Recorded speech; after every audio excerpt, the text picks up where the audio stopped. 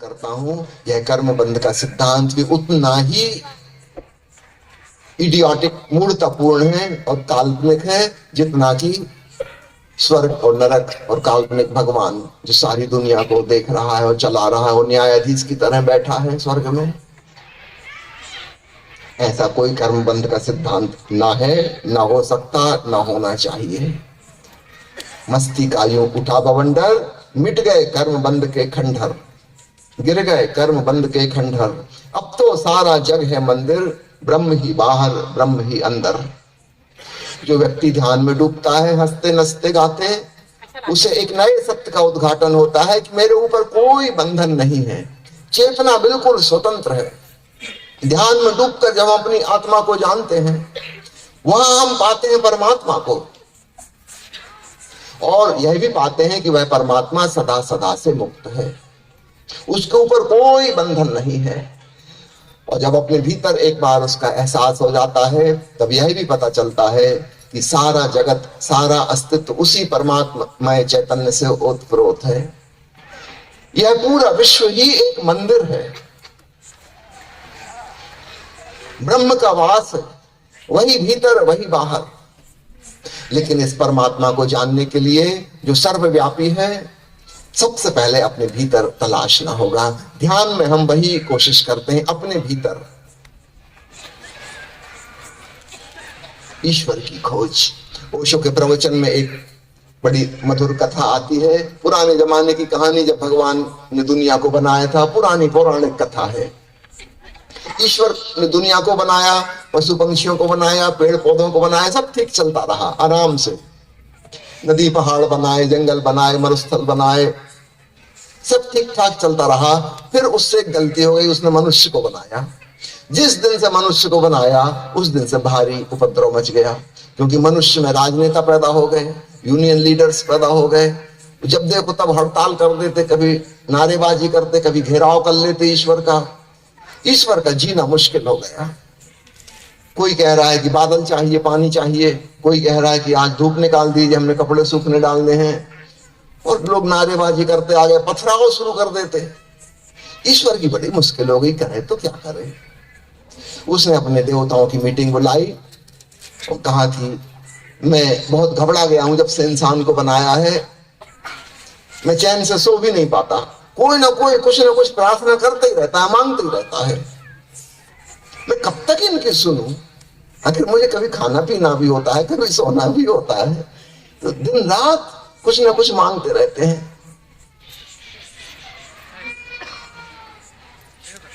भगवान धार्मिक लोगों से बहुत परेशान है, बहुत परेशान है। जरा सोचो, अगर आपका नाम नारायण है और एक आदमी आपके बगल में बैठा बैठा दिन भर कहता रहे नारायण नारायण नारायण नारायण, तो आपका दिल कैसा होगा? इससे खुश होगा? आप सो रहे हो, वो कान में आके कह रहा नारायण नारायण ओम नारायण ओम नारायण। आप भोजन कर रहे हो, कह रहा नारायण नारायण। आप चिढ़ जाओगे, कोई मेरा पीछा छोड़ो, क्यों मेरे पीछे पड़े हो? भगवान भी बहुत तकलीफ पा रहा है धार्मिक लोगों से। कोई राम राम राम राम कर रहा है, और जिनकी आवाज ऊंची नहीं थी उन्होंने लाउड स्पीकर खोज लिया आकाश की तरफ मुंह करके। कोई अल्लाह अकबरा दिन में 5-5 बार नमाज पढ़ रहा है, और बेचारे अल्लाह परेशान है, वो अपने कान में अंगुली डाल के बैठे हुए हैं। ये धार्मिक लोगों, मुझे क्यों सता रहे हो?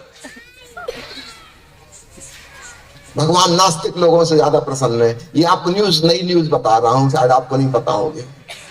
शास्त्रों में नहीं लिखा, क्योंकि उस समय लाउड स्पीकर नहीं थे। आदमियों की आवाजें यहीं तक रहती थी, दूर तक नहीं जाती थी। आप अपने मंदिर में जो चाहो बड़बड़ाते रहो, किसी को कुछ पता नहीं चलता था। लेकिन जब से लाउड स्पीकर की इजाद हुई, तब से ईश्वर की नींद हराम हो गई, और उसने कहा कि मैं कहीं छुप जाना चाहता हूं दूर। देवताओं ने आपस में मीटिंग की, और एक देवता ने सलाह दी कि प्रभु आप ऐसा करिए, हिमालय पर्वत पे जाके विराजमान हो जाइए। एवरेस्ट शिखर पर, बहुत ऊंचा है, आदमी वहां तक कभी ना पहुंच पाएगा। भगवान ने आंखें बंद की, अपना तीसरा नेत्र खोला, और दूर दृष्टि से उन्होंने देख के बताया कि वो 20वीं सदी के मध्य में केन सिंह और हिलेरी नाम के 2 आदमियों को मैं देख रहा हूं, वो एवरेस्ट पर चढ़ रहे हैं कैमरा लिए। और एक बार 2 आदमी पहुंच गए, फिर तो वो लाइन लग जाएगी। कुछ और सुरक्षित जगह ढूंढो। देवताओं ने फिर आपस में मीटिंग की और उन्होंने कहा कि प्रशांत महासागर 5 मील गहरा है, वहां आदमी कैसे पहुंचेगा। उनका आप वहां जाके विराजमान हो जाओ। भगवान ने फिर तीसरा नेत्र खोल कर देखा। उन्होंने कहा कि मैं देखता हूं पनडुब्बियों में कुछ अंग्रेज और कुछ फ्रेंच लोग वहां सर्च लाइट लेकर पहुंच गए, बिल्कुल तलहटी में प्रशांत महासागर की गहराई में वो खोज रहे हैं। ये तो खतरनाक लोग हैं, फिल्म बना रहे हैं वहां, ये मेरा पीछा न छोड़ेंगे। भगवान ने कहा और कुछ सोचो। किसी ने कहा कि भगवान चंद्रमा पे चले जाइए। भगवान ने फिर तीसरा नेत्र बंद करके देखा। उनका एक अमेरिकन को मैं देख रहा हूं, उसका नाम है नील आर्मस्ट्रांग, वो अपोलो यान से उतर रहा है, ये भविष्य में होने वाला है। और एक अमेरिकन पहुंच गया, क्या रशियन पीछे रहेंगे, इंडियन तक कोशिश करेंगे, और जहां ये पहुंच गए तो मुसीबत फिर खड़ी कर देंगे। थोड़ा पोस्टपोन तो हो जाएगी समस्या, लेकिन परमानेंट हल निकालो। फिर एक बूढ़े देवता ने भगवान के कान में आकर कुछ फुसफुसा के कहा, और भगवान एकदम खुश हो गए। उनका ये बिल्कुल ठीक, तुमने ठीक सलाह दी, मैं यहीं जाके छुप जाता हूं। तब से परमात्मा वहां छुप गया है, और तब से बड़े सुख शांति में है। कोई वहां उसको तंग करने वाला नहीं पहुंचता। क्या आपको पता है उस बूढ़े देवता ने क्या कहा था ईश्वर से? उसने कहा था, प्रभु आप मनुष्य के भीतर ही उसकी आत्मा में विराजमान हो जाइए। वो नालायक सब जगह खोजेगा, भीतर भर नहीं जाएगा। अभी नसरुद्दीन की मैं कहानी कह रहा था, लेकिन नसरुद्दीन की पत्नी गुलजान ने शिकायत की कि सुनो जी, मैं घर में कहीं भी कुछ पैसे थैला रखती हूँ, ये बेटा फजलू बहुत ही बदमाश हो गया है, हर जगह से ढूंढ लेता है। कहीं भी मैं छुपा के रखूं, इसकी नजर पड़ ही जाती, न जाने कैसे वहीं पहुंचता, सीधा पैसे निकाल लेता है। मैं कहां कहां रखूं? नसरुद्दीन का मैं तुझे बताता हूं, सुन। एक जगह मैं बताता हूं, वो कभी नहीं वहां पहुंचेगा। उसकी टेक्स्ट बुक में, किताबों में छुपा के रख, वो कभी खोलेगा ही नहीं। भगवान ने भी बड़ी होशियारी की। अभी थोड़े दिन पहले मैं एक कहानी सुन रहा था, मुझे बड़ी पसंद आई कि एक तीर्थ यात्रा में कुछ लोग जा रहे थे, एक धनी व्यापारी भी था, और सबको पता था कि इस व्यापारी के पास कुछ काफी धन पैसा होगा। उस तीर्थ यात्रा में एक चोर भी साथ में था, और ये भी सबको पता था कि ये आदमी चोर है, इससे बचना मुश्किल है। रात को कहीं तो सोएंगे, ये रात में कुछ गड़बड़ करेगा। वो धनी व्यापारी भी बहुत कुशल था। पूरी तीर्थ यात्रा हो गई, 1 महीना गुजर गया, अन्य कई लोगों की चोरी हो गई, लेकिन उस व्यापारी की चोरी नहीं हो पाई। जब पूरी यात्रा खत्म हो गई, लौट के भी आ गए, तब उस चोर ने एक दिन उस व्यापारी आदमी के घर आके कहा कि आप जीते, मैं हारा। आपको भी पता है मैं चोर हूं, मैंने कई लोगों का चुराया। आपको भी पता है मैंने आपकी भी खूब खोजने की कोशिश की, और ये भी पता था कि आपके पास कुछ माल है, लेकिन कभी मैं कुछ भी नहीं पा सका। और मैंने आपका सारा सामान टटोल लिया है, कोई चीज छोड़ी नहीं है, कोई चीज नहीं छोड़ी। जूतों के अंदर तक देख लिया है, कुछ मिला ही नहीं। अब तो यात्रा खत्म हो गई, कम से कम अब तो बता दो कहां छुपाते हो। उस व्यापारी ने कहा, रात को मैं तुम्हारे तकिए के नीचे सब रख देता था।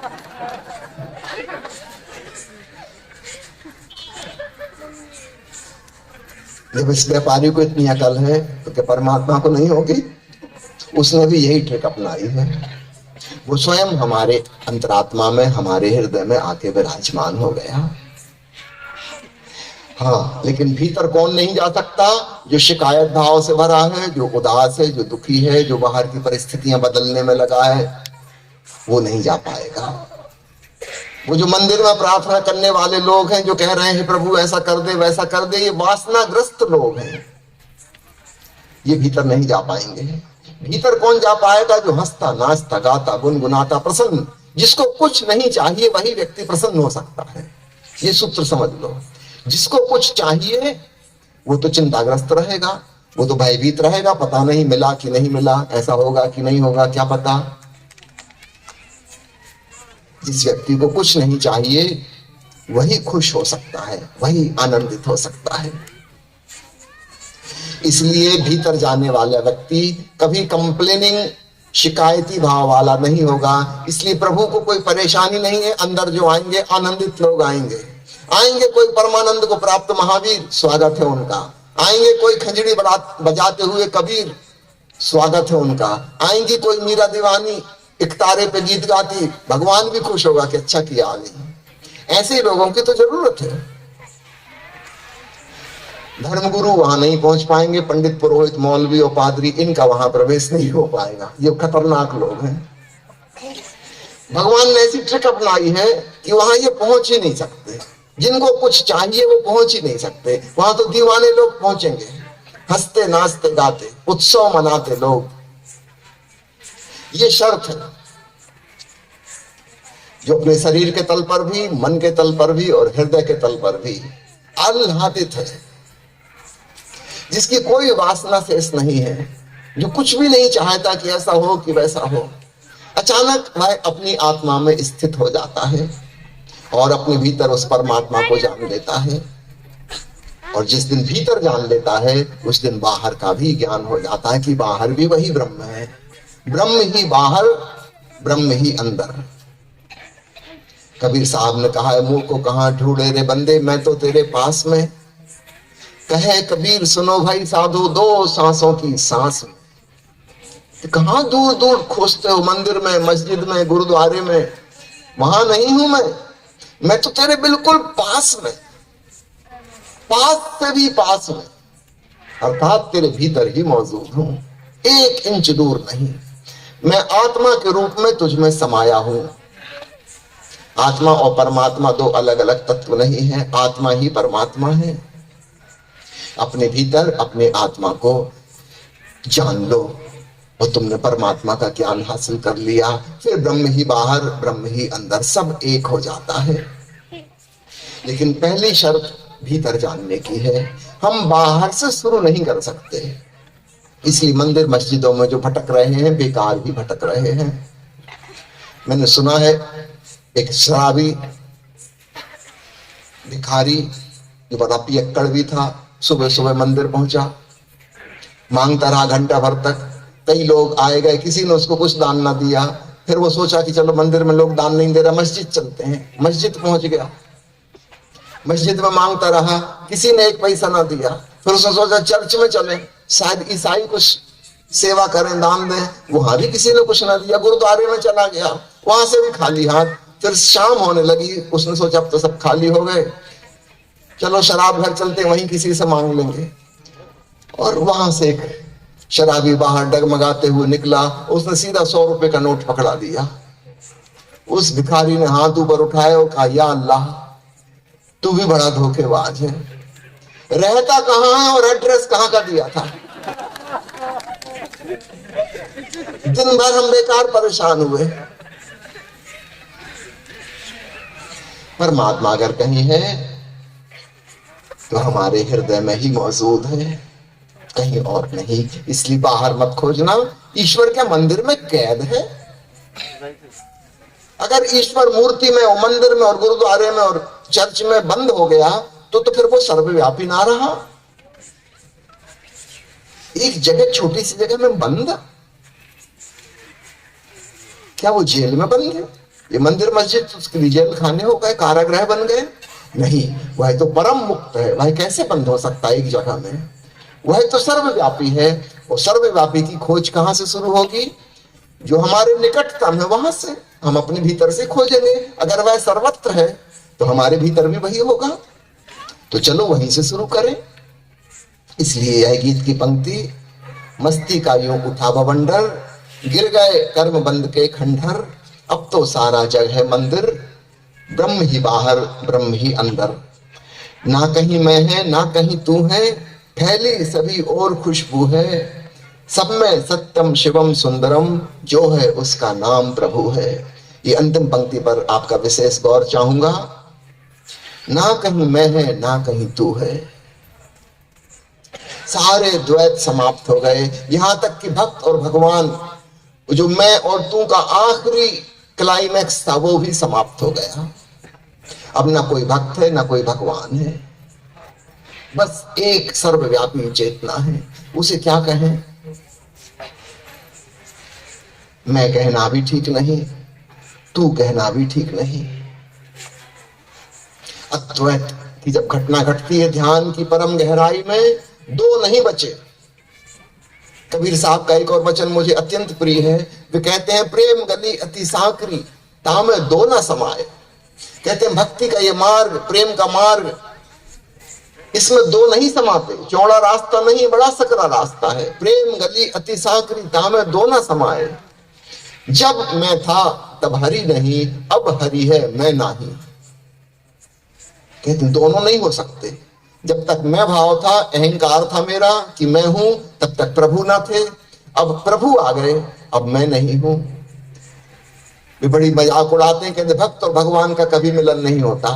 जब तक भक्त है तब तक भगवान नहीं, और जब भगवान है तब भक्त नहीं। दोनों एक साथ हो ही नहीं सकते। हमारा अहंकार ऐसा समझना कि अंधेरा है, अंधकार, और परमात्मा है प्रकाश स्वरूप। क्या प्रकाश और अंधकार का कोई मिलन हो सकता है? कभी नहीं। जहां रोशनी होगी वहां अंधेरा होगा ही नहीं, मिलन होगा कैसे? और जहां अंधेरा है, एक बात पक्की है, वहां रोशनी नहीं है, मिलन होगा कैसे? इसलिए जहां जहां अहम भाव है वहां ब्रह्म भाव नहीं है, और जहां ब्रह्म आ गया वह अहम नहीं है। भक्त और भगवान इकट्ठे नहीं हो सकते। इसलिए शब्द गलत है कि प्रभु का दर्शन, ऐसा होता ही नहीं। जब तक दर्शन करने वाला मौजूद है तब तक प्रभु नहीं होते।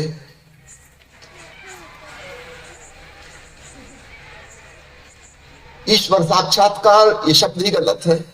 ऐसा कभी नहीं होता कि मैं भी रहूंगा और ईश्वर भी रहेंगे और हम दोनों की मुलाकात होगी और इंटरव्यू जैसा होगा कि कहिए भगवान क्या हाल चाल। ऐसा कभी नहीं होगा साक्षात्कार।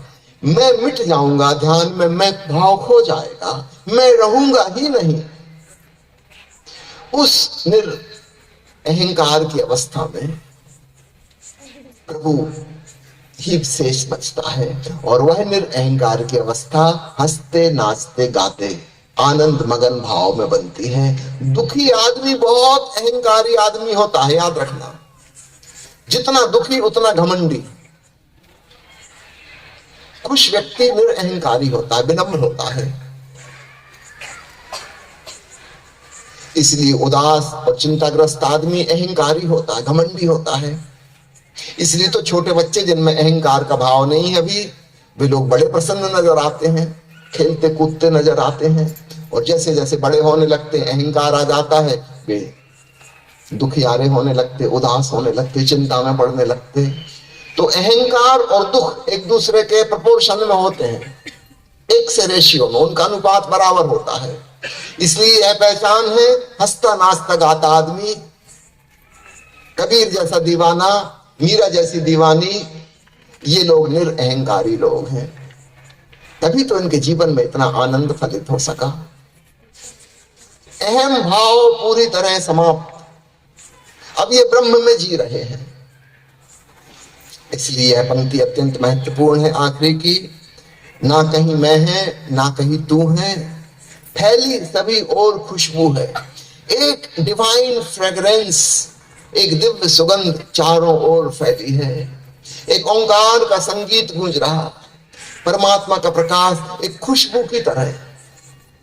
इसको फूल कहना भी ठीक नहीं, खुशबू, एक महक। हम उसे पकड़ नहीं सकते। फूल में तो एक रंग होता है, एक रूप होता है, एक आकार होता है। वो जो परमात्मा का अनुभव है वो फूल जैसा नहीं है, वो हमारी पकड़ में नहीं आता। फूल को तो हम पकड़ सकते हैं, फूल की हम पेंटिंग बना सकते हैं, फूल की हम फोटोग्राफ ले सकते हैं, फूल की आकृति बता सकते हैं कैसी है। नहीं, वह फूल जैसा नहीं, वह सुगंध जैसा है। कुछ पकड़ में नहीं आता है। हम महसूस करते हैं कि है, फिर भी हम उसकी फोटोग्राफ नहीं ले सकते, हम उसका रेखा चित्र नहीं बना सकते, हम किसी को समझा भी नहीं सकते। अकथनीय, अवर्णनीय है परमात्मा का अनुभव। चारों ओर जैसे एक सुगंध व्याप्त है। जिसने जाना सो उसने जाना, दूसरे को वह बता नहीं सकता। कोई रंग नहीं, कोई रूप नहीं, कोई आकार नहीं, कोई गुण नहीं, निर्गुण सुगंध फैली और सभी खुशबू है। सब में सत्यम शिवम सुंदरम, जो है उसका नाम प्रभु है। वह खुशबू कैसी है?